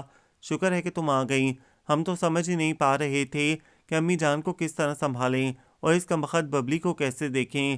باسرہ ہمیشہ سے خود غرض رہی ہے مگر اب تو انتہا کر دی ہے، اپنی اولاد کو یہاں دوسروں کے سر پر پھینک دیا ہے۔ ہم کیا نوکر ہیں اس کے باپ کے؟ پہلی بار بھابھیوں کو ہنسوڑ زندہ دل باسرہ سے شکایت پیدا ہو گئی تھی۔ تمہیں وہاں جا کر تو بہت اچھا لگا ہوگا، اپنے والدین یاد آئے ہوں گے، اپنا شہر، اپنی گلی محلہ، اپنا گھر، وہ سب تو میکا ہے تمہارا۔ میکا تو کبھی نہیں بھولتا، اور تم تو وہ لڑکی ہو جسے شوہر کے گھر آ کر بھی شوہر کے گھر کا سکھ نہیں ملا، واپس آنے کو دل نہیں چاہ رہا ہوگا۔ یہ وہ سوال تھے جو یہاں واپسی کے بعد بار بار اس سے کیے گئے۔ اس نے کسی ایک سوال کا بھی جواب نہیں دیا۔ باسرہ آئی تو اسے گلے لگا کر ملی اور بولی، شکر ہے کہ تم آ گئی، تمہاری وجہ سے میں ببلی کی طرف سے بے فکر ہو جاتی ہوں۔ کیا کروں، مجبور ہوں۔ ساجد کو گھر میں بیٹھ رہنے والی بیوی پسند نہیں ہے، وہ ہر جگہ مجھے ساتھ رکھتے ہیں اور ان کی یہ بھی خواہش ہے کہ میری جانب اٹھنے والی ہر نظر میں ستائش کا رنگ ہونا چاہیے۔ کبھی کبھی تو میں بہت اکتا جاتی ہوں مگر کیا کروں، مجبوری ہے۔ اسی لیے ببلی کو اپنے پاس لاہور نہیں لے کر جاتی کہ میں تو گھر پر ہوتی نہیں، ملازم کیا خاک خیال رکھیں گے۔ یہاں تو تم ہو آسیہ، اور مجھے پتہ ہے تم مجھ سے بڑھ کر ببلی کا خیال رکھ سکتی ہو اور رکھ رہی ہو۔ تمہارے لیے کچھ کپڑے لائی تھی اور میں نے پچھلے سال بھی تمہیں 2 سوٹ دیے تھے، تم نے کبھی پہنے ہی نہیں۔ یہ کیا ہر وقت امی جان کے پرانے بدرنگ کپڑے پہنے رہتی ہو؟ دیکھو اب بھی تمہارے لیے کتنے اچھے سوٹ پیس لائی ہوں، خاصے مہنگے ہیں، تم ضرور پہن لینا۔ باسرہ نے پیکٹ اس کی جانب بڑھایا جسے اس نے بغیر کوئی رسمی جملہ کہے تھام لیا اور پھر کھول کر دیکھے بغیر وہیں میز پر رکھ کر یہ کہتے ہوئے باہر نکل گئی، چائے کا پانی رکھ کر آئی تھی، اب تک تو ابلنے لگا ہوگا۔ اور پھر کسی نے بھی اسے باسرہ کے لائے ان مہنگے خوبصورت کپڑوں میں ملبوس نہیں دیکھا۔ ایک بار سٹور کی صفائی کے دوران ملازموں کو ایسے 2-3 پیکٹ ملے تھے۔ اس وقت آسیہ بھی وہیں کام کر رہی تھی اور اس نے کہہ دیا تھا، تمہاری بیٹی کی شادی ہے نا سلطانہ، یہ سب میرے ہی ہیں، تم لے جاؤ، کسی سے کچھ کہنے کی ضرورت نہیں۔ شروع کے چند سالوں میں حماد فون پر بہت مختصر بات کیا کرتا تھا اور ہر مرتبہ ایک جملہ لازمی دہراتا، یہاں کی زندگی بہت مصروف ہے، کسی کے پاس زیادہ وقت نہیں کہ گھنٹوں گپے لگائی جا سکیں۔ وہ اپنی بیوی کی بہت تعریفیں کیا کرتا تھا اور فاخرہ بیگم ان دونوں کو دائمی خوشیوں کی دعائیں دیتے نہیں تھکتی تھیں۔ پھر اس کے بچے ہوئے تو ان کی باتوں میں کال ذرا لمبی ہو جاتی، پھر بچے باتیں کرنے کے قابل ہوئے، دادی اور پھوپھیاں بڑے اشتیاق سے ان دونوں کی باتیں سنتیں اور کئی بار حماد سے کہا تھا، ایک بار تو بچوں کو لے کر پاکستان آؤ، صرف تصویریں دیکھ کر تو گزارا نہیں کر سکتے ہم لوگ، تم تو ایسے گئے کہ آنکھیں تمہیں دیکھنے کو ترس گئیں۔ آئیں گے مگر ابھی نہیں، اپنا بزنس سٹارٹ کرنے کی کوشش کر رہا ہوں، یہ کچھ آسان کام نہیں ہے، آپ لوگ دعاؤں میں یاد رکھا کریں۔ چندہ ہم تو تمہارے لیے دعائیں کرتے نہیں تھکتے، بہت پیارے ہو تم، بس ابا میاں کے ایک غلط فیصلے نے تمہیں ہم سے اتنا دور کر دیا ہے کہ صورت دیکھنے کو بھی ترس گئے ہیں۔ امی جان نے تمہاری تصویریں اور تمہارے بیوی بچوں کی تصویریں اپنے بیڈ کے سائڈ ٹیبل پر سجا رکھی ہیں۔ جیسے جیسے وقت گزرتا رہا، ماں بہنیں واپس آنے کے مطالبے شدت سے کرتی رہیں اور اب پچھلے 2 سالوں سے حماد یہ کہہ رہا تھا، آپ دعا کریں میں جلد پاکستان کا چکر لگا سکوں، یہاں سب کچھ ہے، سکون نہیں، آپ لوگوں کے ساتھ بیتا وقت مجھے بہت یاد آتا ہے۔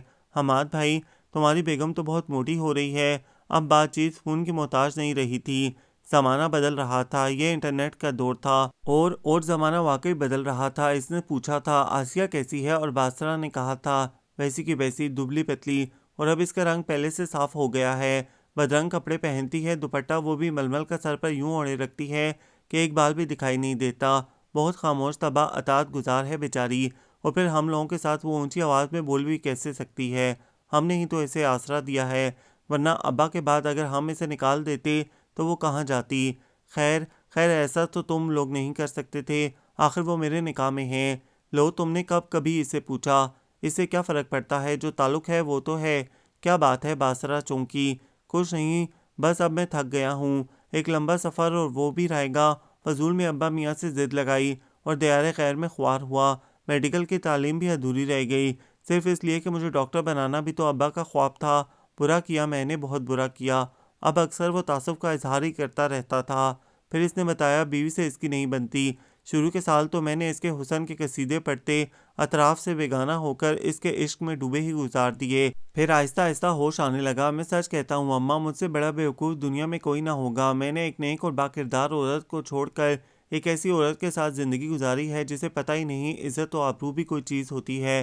اس کا باپ مصری مسلمان ہے اور ماں یورپین ہے، اس کا صرف نام مسلمانوں والا ہے، باقی کوئی بھی کام ایسا نہیں جس پر اسے مسلمان کہا جا سکے۔ پھر شکوے بڑھنے لگے اور پھر بات یہاں تک پہنچی کہ وہ رونے لگتا اور ساتھ فاخرہ بیگم بھی رویا کرتی اور کہتی تم لوٹ آؤ، یہاں تمہیں سب کچھ ملے گا کہ یہاں پر ایک ایسی ہستی موجود ہے جو 15 سال سے تمہارے نام پر صابر و شاکر بیٹھی تمہاری رات دیکھ رہی ہے۔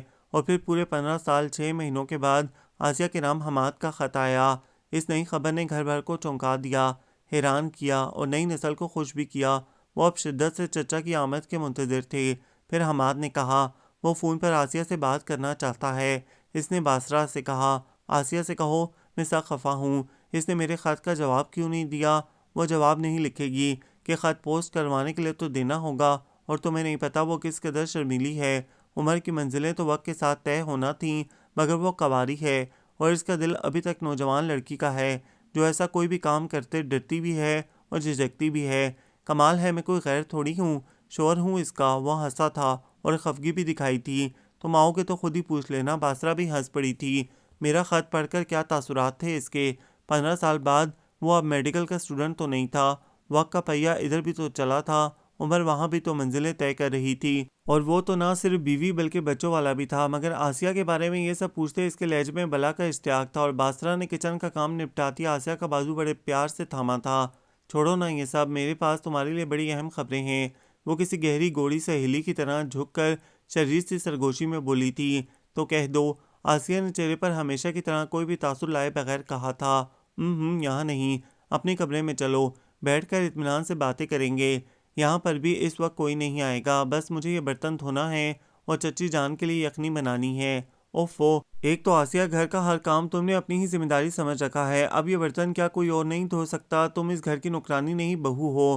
حماد کو پتہ چل جائے نا کہ یہ لوگ اپنی ذمہ داریوں میں تمہارے سر ڈالے بیٹھے ہیں تو زمین آسمان ایک کر دے، کسی کا بھی لحاظ نہ کرے۔ آج شاید خالہ نجمہ بھی چکر لگائیں گی۔ اس نے باسرہ کی بات کا یہ جواب دیا تھا۔ اچھا چلو میں بھی مل لوں گی۔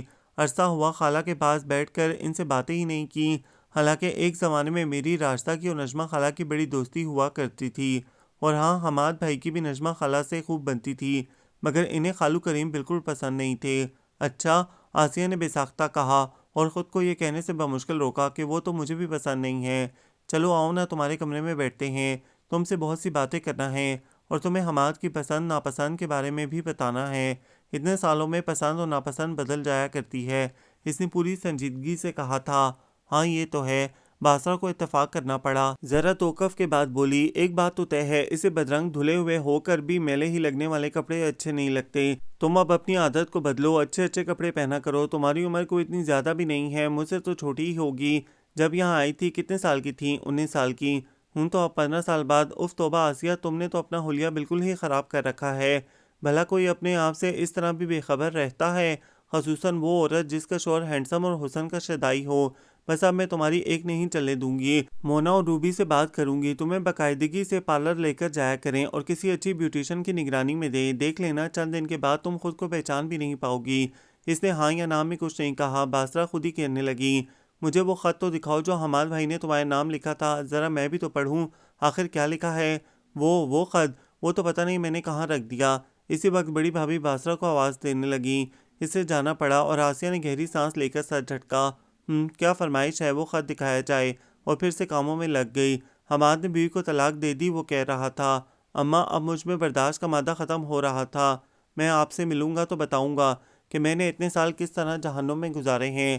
وہ بے حد خود غرض اور خود سر عورت تھی، اور بچے امی جی بس کیا کہوں، کیا معاشرہ ہے یہاں کا، مادر پدر آزاد، ہم جیسے تو الو بن جاتے ہیں یہاں آ کر۔ اب غور کرتا ہوں تو خیال آتا ہے شاید وہ میرے تھے ہی نہیں، ان کی رگوں میں اس کے بوائے فرینڈ کا خون تھا۔ بس امی میں تو برباد ہوا، زندگی کے کتنے قیمتی سال میں نے گنوا دیے۔ فاخرہ بیگم یہ سب سن کر روتی رہیں اور سب کو اپنے حماد کی بد نصیبی کے بارے میں بتاتی رہیں۔ نادان تھا، کھرے کھوٹے کی پہچان اسے کہاں تھی۔ اسی روز اس کے بیوی بچوں کی تصویر والے فریم جس کمرے میں رکھے گئے تھے اٹھا دیے گئے، اور اب گھر بھر کے لبوں پر ایک ہی داستان تھی، حماد کی بربادی کی داستان۔ راشدہ تو اسی شہر میں بیاہی تھی، مگر باسرہ کے مقابلے میں کم ہی آتی تھی۔ باسرہ ایک تو شروع سے ہی گھر کے ہر معاملے میں اس سے زیادہ انوالو اور ماں سے قریب رہی تھی، اور اب اپنی بچی کی وجہ سے بھی اسے آنا پڑتا تھا۔ جب فون پر راشدہ کو یہ خبر سنائی گئی تو خود کو روک نہیں سکی، فوراً چلی آئی۔ خالہ نجمہ اور کریم احمد بھی چلے آئے۔ وہ کچن میں کھڑی ان سب کے لیے رات کے کھانے کی تیاری کر رہی تھی۔ اسے یہ تو پتہ نہیں تھا اندر چچی بیگم کے کمرے میں اس وقت کیا باتیں ہو رہی ہیں۔ ہاں یہ ضرور یقین تھا کہ بات حماد ہی کی ہو رہی ہوگی۔ اچھا تو ستار تشریف لا رہے ہیں؟ اس آواز پر اپنے خیالوں میں الجھی وہ چونک گئی۔ اسے یوں ایک دم سے ڈرتا دیکھ کر کریم احمد ہنسنے لگے اور بولے، اب تو آپ بھی سہاگن ہو جائیں گی، ہماری جانب سے پیشگی مبارکباد۔ وہاں سب حماد کے اتنے برس کی بربادی کا رونا رو رہے ہیں اور میں سوچ رہا ہوں بہت اچھا ہوا اس جیسے ناقدر خود غرض ضدی ہر درم کے ساتھ جو بھی ہو کم ہے، قدرت نے اسے تم سے بے وفائی کی سزا دی ہے۔ تم بھی تو کچھ بولو، ٹھیک کہا ہے نا میں نے؟ اپنی رائے سے آپ کو آگاہ کرنا میرے لیے ضروری بھی نہیں ہے۔ ہاں ہاں، وہ کسیا سے گئے، یقیناً حیران بھی ہوئے ہوں گے کہ آج آسیہ کیسے بول پڑی، اس کے منہ میں تو زبان ہی نہیں تھی۔ پھر وہ واپس پلٹ گئے اور یہی بات آسیہ سوچنے لگی، آج میں کیسے بول پڑی، آج مجھے ڈر نہیں لگا تو حماد صاحب یہ سب آپ کی وجہ سے ہے۔ ہاں یہی وجہ ہے۔ اور پھر سے پوری توجہ کھانا پکانے کی جانب دینے لگی۔ حماد نے بتایا تھا وہ پورے 1 ماہ بعد آ رہا ہے اور یہ بھی اس نے فاخرہ بیگم سے کہا تھا، وہ آسیہ کے لیے 20,000 بھجوا رہا ہے، اسے بہت اچھے اچھے کپڑے بنوا دیجیے گا۔ فاخرہ بیگم نے اس کے لیے خوبصورت جوڑے ضرور بنوائے لیکن ان پیسوں سے نہیں بلکہ خود سے بری تیار کروائی۔ یہ رقم انہوں نے ساری کی ساری اس کے ہاتھ پر یہ کہتے ہوئے رکھ دی، یہ تمہارے لیے آئی ہے اور اس پر صرف تمہارا حق ہے، تم جیسے چاہو اسے خرچ کرو۔ چچی ٹریٹ چاہیے۔ ینگ پارٹی نے شور مچا دیا۔ ابھی نہیں، کچھ دن ٹھہر جاؤ، وہ مسکرائی۔ لڑکے لڑکیاں اوئے ہوئے کا شور کرتے ہوئے بھنگڑا ڈالنے لگے۔ پھر تو ہم لاہور جا کر پی سی میں ڈنر کریں گے، جیسے تمہاری مرضی۔ وہ پھر مسکرائی اور ان سب کا شور مزید بڑھ گیا۔ آسیہ تمہارے 2 جوڑے بنوا کر لائی ہوں، ذرا آ کر دیکھو تو کیسے لگ رہے ہیں، نجمہ خالہ نے کہا تھا۔ اس نے چچی بیگم کے کمرے میں آ کر وہ شوق رنگ بھاری کام والے جوڑے دیکھے۔ مجھے پتا ہے تمہیں ان کے رنگوں اور کام پر اعتراض ہوگا مگر دلہنیں تو ایسے ہی کپڑے پہنا کرتی ہیں۔ اس کی سوچ کو پڑھ کر وہ وضاحت کرنے لگی تھی۔ تو پھر اس نے کیا کہنا تھا؟ نجمہ خالہ سے تو وہ ویسے بھی بڑا گھبراتی تھی۔ آپا آپ نے دلہا دلہن کے لیے کمرہ تو تیار کر دیا ہے نا؟ اب وہ فاخرہ بیگم سے مخاطب تھیں۔ ہاں شہاب سے کہا تو ہے نئے فرنیچر کے لیے، مگر تم جانو ایک تو مصروف رہتا ہے اور پھر سست بھی بہت ہے۔ کمال کرتی ہیں آپا، دن ہی کتنے رہ گئے ہیں حماد کے آنے میں، اب تو سب کچھ ایک دم سے تیار ہونا چاہیے۔ کیا کروں، مجھے تو ان لوگوں کی سستی سے خود بڑی گھبراہٹ ہونے لگتی ہے۔ حماد کے آنے پر سب خوش تو ہیں مگر کسی کام کو ہاتھ لگانے کو کوئی تیار نہیں ہے۔ ارے آپا مجھے کہا ہوتا، بس اب حماد کا کمرہ میں اپنی مرضی سے سیٹ کروں گی، سب کچھ نیا ڈلواؤں گی۔ اللہ تمہیں خوش رکھے نجمہ، ہر موقع پر تم ہی ساتھ دیتی ہو۔ اور ہاں آپا، سب سے اہم بات آپ لوگ نظر انداز کر رہے ہیں، بھئی کمرہ کتنا بھی خوبصورتی سے ڈیکوریٹ کیا جائے، جب تک دلہن خوبصورت نہیں لگے گی کچھ بھی اچھا نہیں لگے گا۔ آئے ہائے، دلہن کیوں خوبصورت نہیں لگے گی؟ سہیل نے وہ کیا کہتے ہیں اپنا کمپیوٹر میں اس کی تصویر دکھائی تھی اپنے حماد کو، حیران رہ گیا کہ میں تو اتنا جوان نہیں رہا جتنی تمہاری آسیہ چچی دکھائی دے رہی ہے۔ سہیل نے کہا یہ تو کچھ بھی نہیں، آسیہ تو اب تک دبلی پتلی پھرتیلی اور حیادار ہے، بالکل کم عمر لڑکیوں کی طرح۔ بس نجمہ، اس روز سے تو حماد کا اشتیاق اور بھی بڑھ گیا ہے۔ فاخرہ بیگم ہنسے جا رہی تھیں۔ تو بس پھر آپ اسے حیران ہی کر دیں، آسیہ کے بالوں کی تھوڑی کٹنگ کروائیں، کلر بھی تبدیل کروا دیں۔ میرا تو خیال ہے اس نے کبھی آئی برو بھی نہیں بنوائی اور چہرہ بھی۔ اگر یہ سب تم مجھ سے کیوں کہہ رہی ہو؟ سمجھاؤ لڑکیوں کو۔ ہاں لڑکیوں سے بھی بات کرتی ہوں، بھلا دن ہی کتنے رہ گئے ہیں، باقاعدگی سے پارلر جائے گی تو اتنی بدل جائے گی کہ ہم لوگ بھی حیران رہ جائیں گے۔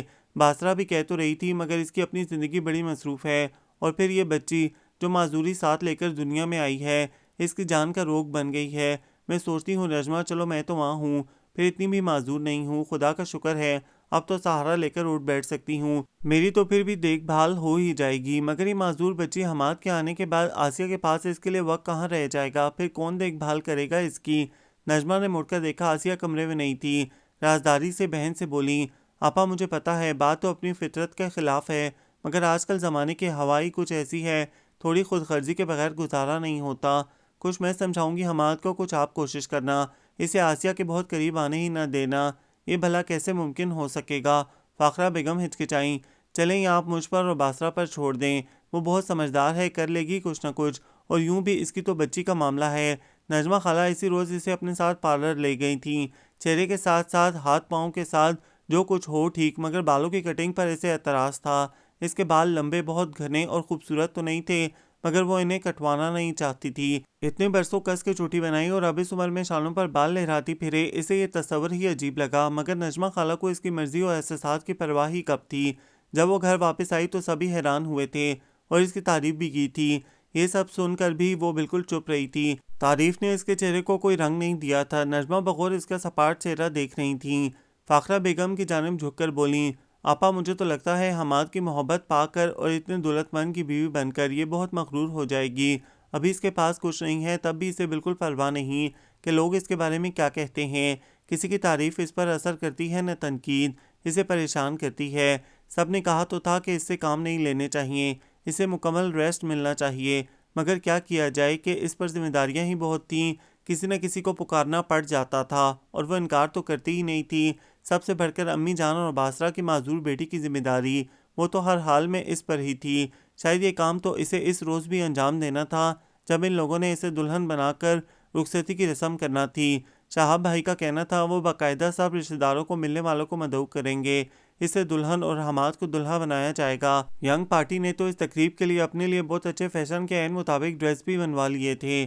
سہیل نے حماد کو یہ سب بتایا تو اس نے کہا تھا آپ لوگ جو مرضی کریں، مگر صرف رسمی طور پر یہ نہ ہو کہ میں آؤں تو آپ لوگوں نے اسے پردے میں بٹھا رکھا ہو۔ بھائی نکاح ہو چکا ہے، وہ بیوی ہے میری، اور اب جو آپ لوگ میری بات نہیں کرواتے، مجھے تو یہ بھی کوئی سازش لگتی ہے۔ نہیں چچا قسم لے لیں، وہ تو خود ہی تیار نہیں ہوتی، سمجھا کریں نا۔ آپ آزاد فضاؤں میں رہنے والے شادی شدہ مرد اور ساتھ میں 2 بچوں کے ابا محترم بھی، اور چچی نے تو ساری عمر اس گھر کی 4 دیواری میں گزار دی ہے۔ وہ بہت سادہ اور معصوم سی خاتون ہیں، بلکہ خاتون کہنا بھی زیادتی ہی لگتی ہے۔ صرف 3 روز باقی ہیں، اب آج کا دن بھی گزر گیا، 2 دن اور 2 ہی راتیں باقی ہیں۔ یہ سب لوگ لاہور جا کر ریسیو کرنے کا ارادہ رکھتے ہیں۔ چچی بیگم کا جانے کا ارادہ نہیں ہے، لیکن شہاب اور وہاب بھائی کہہ رہے ہیں مجھ کو بھی لے کر چلیں گے۔ باسرہ چند روز کے لیے اپنی بچی کو اپنے پاس رکھنے کو کہہ رہی ہے، شاید وہ کل ہی آ کر بچی کو لے جائے۔ گھر میں بس میں اور دونوں ملازم ہی ہوں گے۔ بھابھیوں نے بظاہر معمولی سے کام میرے سر ڈالے ہیں، مگر یہ بہت ذرا سے کام جب ملیں گے تو سر اٹھانے کی فرصت نہیں رہے گی۔ اور حماد نے کہا ہے میں اس سے پردہ نہیں کروں گی، جب وہ گھر آئے تو مجھے اس کے سامنے موجود ہونا چاہیے۔ باسرہ نے اس اہم موقع کے لیے میرا پہناوا گلابی ساڑی چنا ہے، میں نے کبھی شلوار قمیض کے علاوہ کوئی لباس نہیں پہنا، مگر میں باسرہ سے اختلاف نہیں کر سکتی، اور مجھے اختلاف کی ضرورت بھی کیا ہے۔ اس نے شانے اچکائے، گہری سانس کھینچی اور کھلی کھڑکی سے جھانکتے چاند کو دیکھا۔ شاید آج 12 یا 13 تاریخ ہوگی۔ چاندنی اجلی اور فسوں خیز تھی، اور رات کے اس پہر ہوا کتنی ٹھنڈی تھی۔ اس کا جی چاہا وہ کمرے سے باہر نکلے اور سر اٹھا کر برآمدہ اور پھر سیڑھیاں اتر کر لان میں چکر لگائے۔ وہ زور سے بولے اور ہنسے، مگر کتنے سال ہو گئے اسے زور سے بولے، دل سے ہنسے ہوئے۔ لوگ جاگ اٹھیں گے تو اسے دیوانہ سمجھیں گے۔ بھلا کب ہنسی تھی میں، اور کب میں نے بہت جوش میں باتیں کی تھیں۔ وہ کمرے میں ہی اس دیوار سے اس دیوار تک چکر لگاتے سوچنے لگی۔ ہاں یاد آیا، تب امی زندہ تھیں، میں، امی اور ابو۔ زندگی کتنی مکمل اور خوبصورت تھی، وہ دونوں میرے اپنے اور میں ان دونوں کے خوابوں کا مرکز۔ وہ چاہتے تھے میں خوب پڑھوں اور دنیا میں نام پیدا کروں، اور میں آسیہ حیات، اپنے پیارے امی ابو کے خوابوں کا مرکز۔ میں نے زندگی کیسے گزاری، اس کے سینے میں یہ سب سوچ کر درد سا اٹھا اور آنکھیں بھیگ گئیں۔ پھر یہ آنسو چہرے پر آئے، چہرے سے پھسل کر دامن بھگونے لگے۔ وہ ہچکیوں کے ساتھ رونے لگی، بھول گئی کسی کی آنکھ کھل گئی تو کیا ہوگا۔ کھڑکی کھلی ہے، آواز باہر جا سکتی ہے، کسی برآمدے سے گزرنے والے کو چونکا سکتی ہے۔ اتنی ناکام، ایسی بے مقصد زندگی، آسیہ حیات، تم پر جتنا بھی رویا جائے کم ہے۔ وہ اس کھلی کھڑکی سے ٹیک لگائے بہت دیر روتی رہی، پھر تھک گئی، خود ہی آنسو پونچھ ڈالے اور آئینے کے سامنے جا کھڑی ہوئی۔ اس نے لائٹ بھی آن کر دی اور بالوں میں لگا کلپ بھی اتار پھینکا۔ کتنے روز سے وہ بیوٹی پارلر جا رہی تھی، اس کا رنگ بالکل بدل چکا تھا، اس کے آبرو نئی شیپ میں اور اس کے سادہ چوٹی میں گندے رہنے والے بال اب اپنا رنگ اور سٹائل سب تبدیل کر چکے تھے۔ کیا یہ سب کروانے میں اس کی مرضی شامل ہے؟ 1% بھی نہیں۔ کسی نے اس سے پوچھا ہے اس کی ایک جھلک دیکھ کر ناپسند کرنے والے کے لیے اس کے دل میں کتنی جگہ ہے؟ کیا وہ اس کی تمام زیادتیاں بھلا چکی ہے، یا اس نے کبھی اس کے کسی ستم کو محسوس ہی نہیں کیا؟ یقیناً ان لوگوں کے خیال میں وہ سوچ سمجھ کی اہلیت ہی نہیں رکھتی، مگر اس کے آس پاس اسکول گرل اور کالج کی ذہین لڑکی کی آواز گونج رہی ہے، آزادی نسواں پر تقریر کرتی ہوئی۔ وہ بااعتماد لڑکی، جسے معلوم نہ تھا کل ان لفظوں کے معنی، تو کیا وہ یہ لفظ بھی بھول جائے گی؟ مگر آج وہ سب اسے یاد آ رہا تھا۔ الماری کی چابی تلاش کرنے میں زیادہ دیر نہیں لگی۔ کئی سالوں کے بعد الماری کھولی، امین الدین چچا کا دیا ہوا زیور یہیں ایک پوٹلی میں رکھا تھا۔ آج وہ سب نکال کر جائزہ لیا، دوبارہ الماری میں رکھنے کے بجائے اسے بیگ میں رکھ لیا جس میں 2 جوڑے رکھے تھے۔ پھر وہ کاغذ پینسل لے کر خط لکھنے بیٹھ گئی۔ یہ خط فاخرہ بیگم کے نام تھا، جس میں اس نے لکھا تھا: مجھے حماد احمد کا ساتھ قبول نہیں ہے۔ اتنے سالوں میں تو بھول ہی گئی تھی کہ میں اس گھر میں حماد کی منکوحہ کی حیثیت سے رہ رہی ہوں۔ مجھے یاد تھا تو اتنا کہ اس گھر میں مجھے امین الدین لائے تھے، اور امین الدین کو میں نے چچا کہا تھا۔ حماد کو میری صورت پسند نہیں آئی، اس لیے انہوں نے مجھے ٹھکرا دیا۔ مجھے ان کے کریکٹر پر اعتراض ہے، اس لیے میں انہیں چھوڑ کر جا رہی ہوں۔ اگر وہ طلاق دے دیں تو بہتر، ورنہ میں خلا کا دعویٰ دائر کر دوں گی۔ اس نے یہ خط لکھ کر بیگ میں ڈال لیا کہ وہ تب ہی اس گھر کو چھوڑنا چاہتی تھی جب حماد پاکستان آنے کے لیے UK کی سرزمین چھوڑ چکا ہو۔ چچا ایک ہفتہ پہلے آئے تھے، تب اس نے ان سے کہا تھا وہ واپس آنا چاہتی ہے۔ ٹھیک ہے بیٹا جی، وہ تمہارا گھر ہے، تم آ سکتی ہو۔ اور بیٹا سچ تو یہ ہے کہ آج اس گھر کو تمہاری ضرورت بھی ہے۔ تمہاری چچی کی صحت شوگر کی وجہ سے شدید متاثر ہو چکی ہے۔ لڑکے باہر رہتے ہیں اور میں اکیلا مرد کیا کیا دیکھوں۔ تم گھر میں ہوگی تو بہت کچھ دیکھ لو گی۔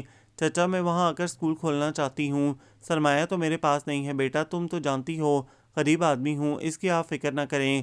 پھر مجھے کیا اعتراض ہو سکتا ہے؟ اس نے انہیں بتا دیا تھا وہ چند روز تک پہنچ جائے گی، مجھے انتظار رہے گا۔ وہ ان کے جانے کے بعد پھر اسی گھر کے بارے میں سوچتی رہی۔